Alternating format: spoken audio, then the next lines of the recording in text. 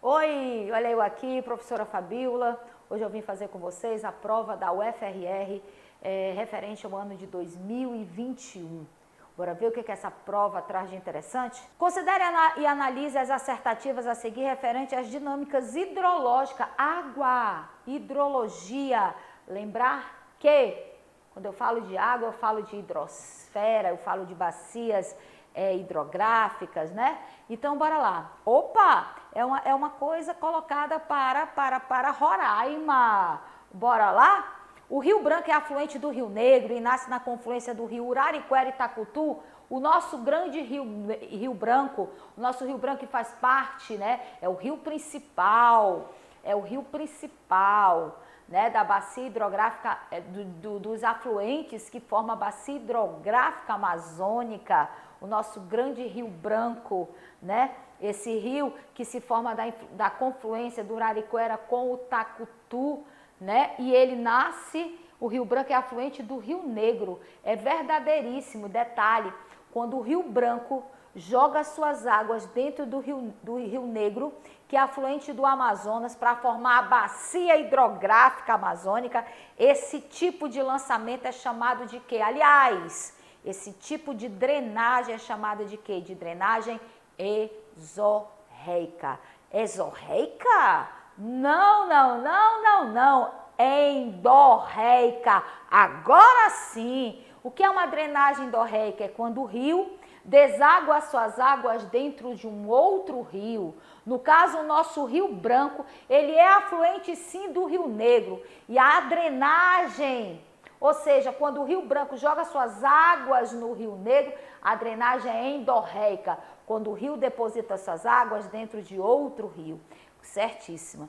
O estado de Roraima, 2, possui diversidade fitofisionômica, constituída de florestas, savanas ou campos ou cerrados. Gostei.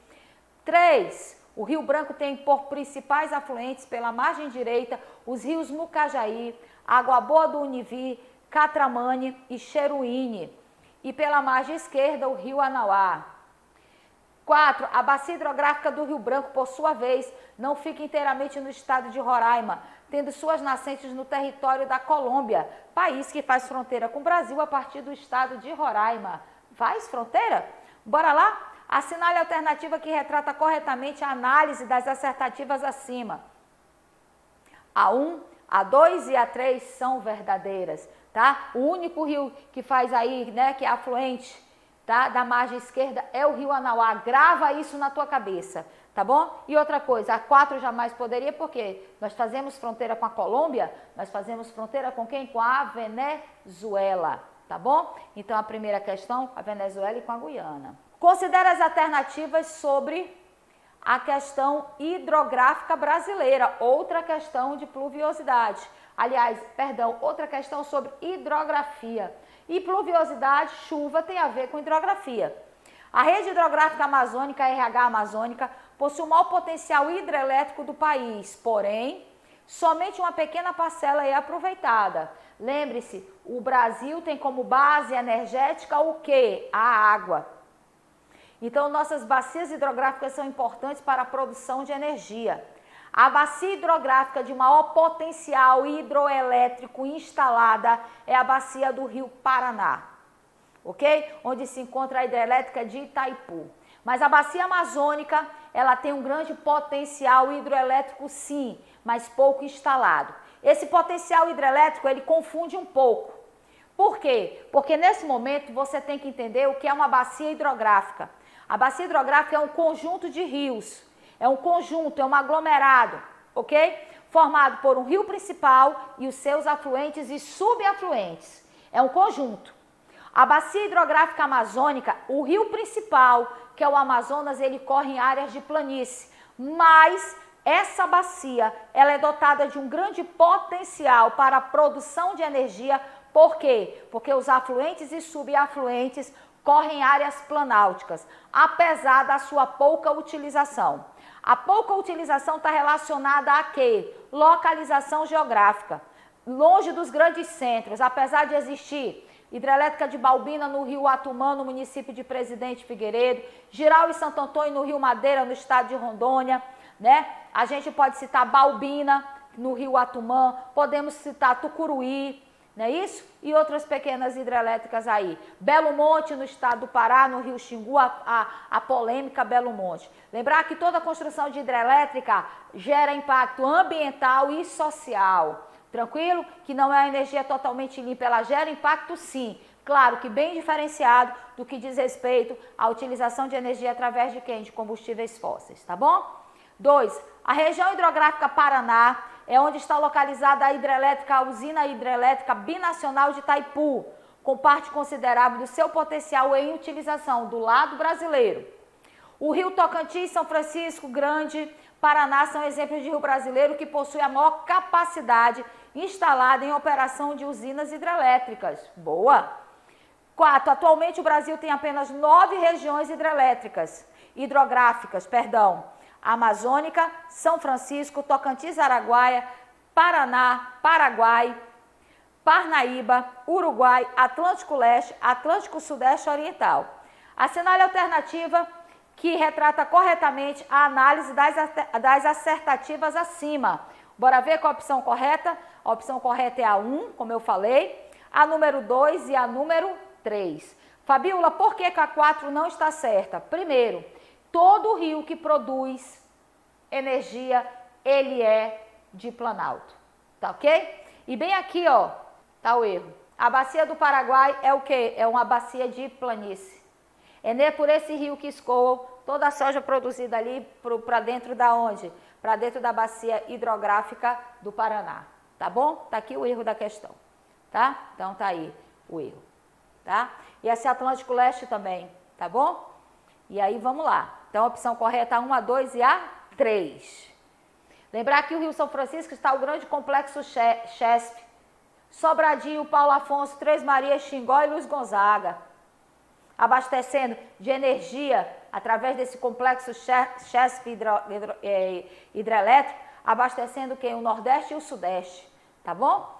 Aí nós vamos lá, por exemplo, Tocantins, Araguaia, onde está a hidrelétrica de Tucuruí, né? A hidrelétrica de Tucuruí. E lembrar também que Roraima é o único estado da região norte que não está ligado ao sistema de Linhão com a hidrelétrica de Tucuruí. Isso solucionaria um pouco, muito o nosso problema de energia. Terceira questão, coisa linda essa questão. Observe as imagens a seguir referente às formas de relevo. O que é o relevo? O relevo é o modelado da superfície. São as diversas fisionomias que eu vejo na superfície. Quais são os tipos de relevo existentes no Brasil? Planalto, planícies e depressões. Qual a característica do relevo brasileiro? Ele é antigo, ele é desgastado, por causa do intenso processo de erosão. Ele é antigo por quê? Porque ele é velho, ele é antigo, ele é datado do pré-cambriano. Ele é um relevo de altitudes o quê? Modestas. É um relevo intemperizado, é um relevo que passa por um intenso processo de erosão produzido pela água, pelo vento. Essa água tanto pode ser de chuva, como pode ser de rios, como pode ser de oceanos e assim sucessivamente. Cria uma nova paisagem. Assinale, aliás, a alternativa que corresponde corretamente a cada forma de relevo representada na imagem 1, 2 e 3 é. Quero voltar aqui. Lembre-se, o tipo de predominância de relevo no Brasil são os planaltos e as depressões, ok? Segundo a classificação do professor Jurandir Rois, tá? Planaltos, temos 11 planaltos e 11 depressões. Lembrar que os nossos planaltos possuem altitudes modestas, até pela sua idade geológica e pelo intenso processo de erosão e até mesmo de meteorização. Muito mais erosão. Tranquilo? Fica ligado nisso aí, tá? Temos montanhas? Não. Temos dobramentos antigos, dobramentos modernos? Não. Ok? Lembrar que as altitudes são modestas e elas são estruturas datadas do pré-cambriano, por isso são considerados dobramentos antigos, tá? Aí bora lá, ele pede para tu identificar, né? A número 1, a letra A, ele bota 1 Morro Testemunho, 2 Delta, 3 Sumidouro. 1 Falésia, isso aqui é uma falésia, é o número 1. 2 são Recifes e 3 são Restingas. D, um morro testemunho, ok. 2, falésia e 3, restinga. 4, uma falha, 2, sumidouro e 3, um delta. Qual a resposta correta disso aqui, gente? A resposta correta é a letra C. É uma falésia. Observe a água do mar. Deixa eu riscar aqui para mostrar para vocês. Olha aqui a água do mar batendo. A água do mar faz pu, pu, pu, pu, pá, pu, pu, pu, pu, pá, e vai simplesmente desgastando essas estruturas aqui, tá? O 2 é uma restinga. O que é isso aqui? É uma restinga. Uma restinga é justamente o quê? Uma área de acumulação marinha, tá? Você vê aqui a água do mar e aqui, ó, esses pedacinhos são as áreas de acumulação marinha. E o terceiro são recifes, olha aqui, ó, as barreiras aqui de recifes, tá bom? Que isso aí nada mais do que nada menos é cristalização de matéria orgânica, tá bom? Então tá aí, bora lá para a próxima questão, né? Uma questão muito fácil, essa questão número 3. Quarta questão. Na atual conjuntura técnico-científica informacional, verifique-se a importância da inovação do processo produtivo. Por essa razão, os parques científicos e tecnológicos, os PCTS, contribuem ao processo de inovação, já que, enquanto ambientes de inovação, concentram empresas com elevada qualidade de mão de obra, sendo influenciados pelo contexto espacial, compostos por centros de pesquisas, universidades, empresas inovadoras, entre outros. A partir disso, julgue as assertativas a seguir. 1. A distribuição desigual das iniciativas dos parques tecnológicos no Brasil decorre das diferenças econômicas, infraestruturais e sociais existentes nos estados. Lembre-se, esses parques tecnológicos é o que a gente chama de tecnopolo. Eles são concentrados na região sudeste, porque lá estão os melhores centros universitários. E, consequentemente, o que a gente percebe dentro desse contexto? Simplesmente que existe uma ineficiência do Brasil. Falta de investimentos em pesquisa, em tecnologia, né, de informação e assim sucessivamente. É um crime, podendo as nossas universidades, nos 4 cantos do nosso país, desenvolver, né, buscar aprimorar o conhecimento, aguçar desses universitários no que diz respeito às ciências exatas. Lembrar, por exemplo, que a Universidade Federal de São Carlos faz muito bem isso, né? Que é uma universidade onde se desenvolve hoje muitos startups, ali está nascendo muitos talentos, pequenas empresas que estão buscando, surgindo pequenas empresas de tecnologia. E quem sabe um dia aí surge uma grande, né, tecnologia que vai ser vendida pelo mundo, a Unicamp. Enquanto que nos Estados Unidos a gente vê diversos, né, vales do silício e assim sucessivamente. 2. Nas regiões centro-oeste, sudeste e sul, existe o maior número de parques tecnológicos em operação? Sudeste até vai, mas o centro-oeste, bora ver. 3. Considerando as regiões com menor participação no PIB brasileiro, os parques tecnológicos da região nordeste encontram-se em um estágio bastante incipiente, apesar de existirem projetos para a região. 4. O número de empregados nas empresas localizadas nos parques tecnológicos é maior na região sul, sudeste e nordeste. Assinale a alternativa que apresenta somente assertativas corretas. Bora verificar onde estão os maiores parques? Sabemos que no sudeste sim, o 1 e o 4. 1. A distribuição desigual das iniciativas dos parques tecnológicos do Brasil decorre das diferenças socioeconômicas, infraestruturais e sociais existentes nas regiões e estados. Perfeito. E o número 4. O número de empregos nas empresas localizadas em parques tecnológicos é maior na região sul, sudeste e nordeste. Um dos maiores parques tecnológicos no nordeste está onde? Está em Recife, né? Sul e sudeste aonde? Ali na região de Campinas, né? Ali na Universidade Federal de São Carlos, no município de São Carlos, na região metropolitana de São Paulo. E no sul, né, Porto Alegre, Universidade Federal do Rio Grande do Sul. Tranquilo? Quinta questão. Sobre os biomas brasileiros e sua relação com a dinâmica econômica, é correto afirmar que, quando eu falo de bioma, eu falo um conjunto de vida, né? Eu falo de cadeia alimentar muito aguçada, diversidade, banco genético. E aí, bora ver o que ele está perguntando? No bioma Caatinga, que se estende por diferentes estados da região Nordeste e parte do estado de Minas Gerais, no caso, o norte do estado de Minas Gerais, a ocorrência de desmatamentos e queimadas está associada, entre outras coisas, ao preparo da terra para a agropecuária? B. O bioma Amazônia está localizado na porção do território onde vive mais de 50% da população brasileira. apresentando elevada atividade industrial, sendo também onde estão situadas grandes reservas minerais exploradas, sobretudo para exploração, para exportação para países como a China. C. O bioma Mata Atlântica, localizado apenas em área de clima semiárido, o bioma Mata Atlântica localizado em clima semiárido, que está localizado em clima semiárido é a Caatinga. Apresenta variedades de paisagens relativa à riqueza biológica. Nossa! D. Com a transferência da capital federal para Brasília e a abertura de uma nova rede rodoviária, a cobertura vegetal natural do bioma Pantanal, reconhecido como savana mais rica do mundo em biodiversidade, foi cedendo lugar à pecuária e agricultura intensiva. O bioma Pampa, situado nas áreas geográficas como Planalto da Borborema. Gente, Planalto da Borborema fica na região nordeste, o Pampa fica na região sul, ok? Totalmente fora.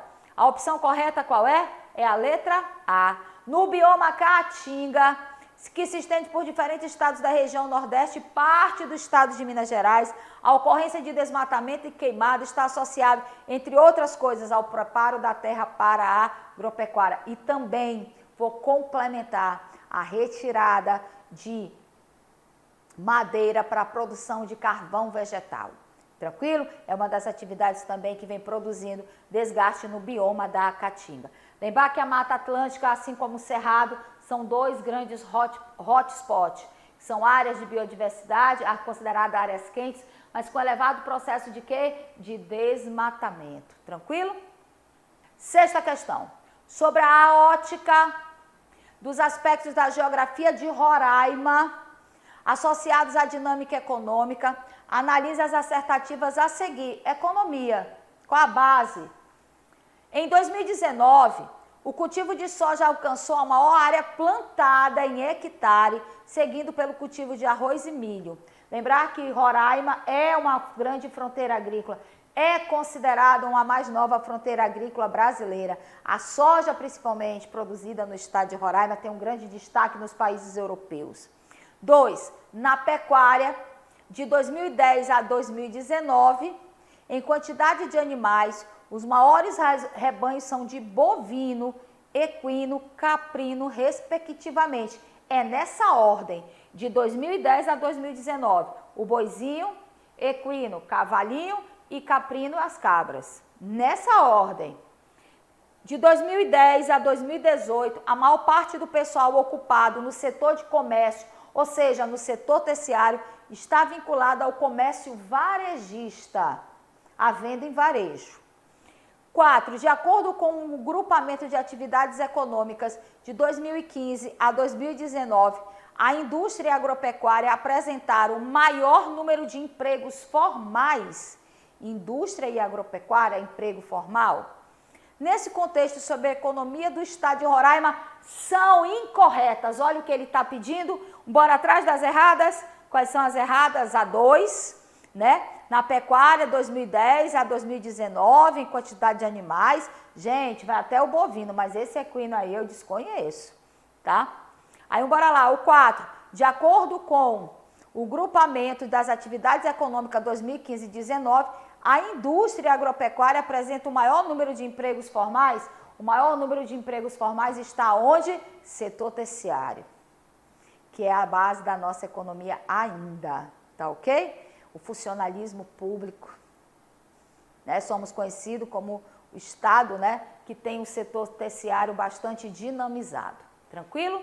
Após 3 anos e meio e muitas idas e vindas, o Brexit, a saída do Reino Unido da União Europeia, será finalmente oficializada às 23 horas, 20 horas no horário de Brasília, dessa sexta-feira, 31 de janeiro de 2020. O grande divórcio, né, gente, produzido, o grande divórcio litigioso entre o Reino Unido e quem? A União Europeia, o famoso Brexit, que foi responsável pela retirada de grandes líderes, né? Theresa May, considerada a dama de ferro do século XXI, né? E assim sucessivamente. Esses acordos aí, por esse divórcio, por esse litígio, eles foram enigmáticos, eles trouxeram disfunções, eles trouxeram criticidade, fizeram com que a União Europeia, esse grande bloco econômico, repensasse suas relações, a necessidade do Reino Unido de saída da União Europeia chama a atenção do mundo, porque a União Europeia é considerada um dos blocos mais bem organizados e sólidos, a livre circulação de mercadorias, pessoas, serviços, né, a adoção de uma moeda única, apesar que o Reino Unido nunca adotou o euro como moeda, né, a questão do questionamento do espaço Schengen, que deixou as fronteiras europeias totalmente fragilizadas para aquela grande diáspora que aconteceu, né, produzido por quem? A busca dos refúgios, pessoas fugindo da África, fugindo da Síria, fugindo ali das áreas de influência árabe, a Primavera Árabe contribuiu muito para isso, né? O Estado Islâmico se consolidando, os ataques ali terroristas à França também contribuíram para o questionamento do espaço Schengen, a qual o Reino Unido se colocava totalmente contrário. Lembrar que a União Europeia era formada por um tripé econômico muito forte, né? Quem era esse tripé?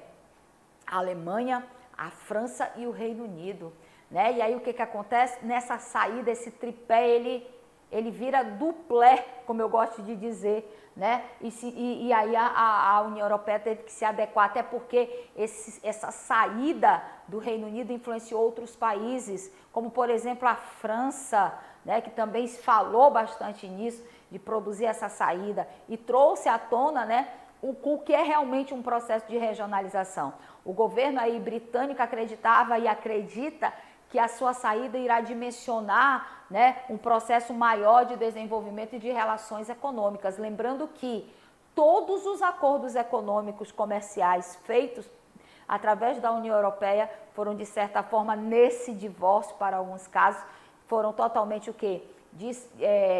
Foram deixados de lado, sem valor para o Reino Unido, a qual buscaria novos acordos. Mas vale ressaltar que no momento em que o Brexit se consolida, a China chega lá toda impetuosa. Hello, how are you? Estou aqui. Né? Vamos lá, vamos fazer acordos, e ajudou aí em programas energéticos e assim sucessivamente. Tranquilo? Sobre o Brexit, é correto afirmar que um acordo de saída desenhado então